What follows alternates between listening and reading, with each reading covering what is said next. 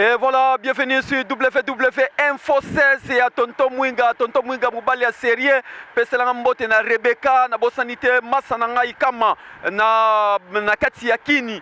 Binoto Bolanda Bisoto, dans le royaume ya Maroc, journaliste international David Mombele, M6 Kosi na Yuda, Azaki na déplacement. Boebi Info 16, et Zanenga Monde, Monaka France 24. Ndebo Moni ba correspondant partout dans le monde. David Mombele Ayaki. En tout cas, bonne fête na César Tambole Boss.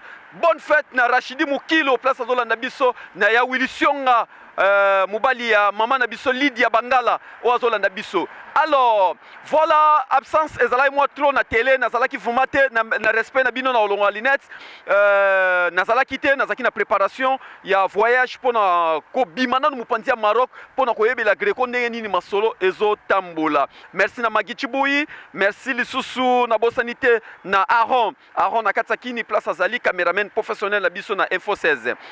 Tout ça na Katsa Maroc, on a royaume du Maroc, Moussala et Bandi. Alors, nde Moussala et Bandi, sikoyo nde place nde masolo ezobana.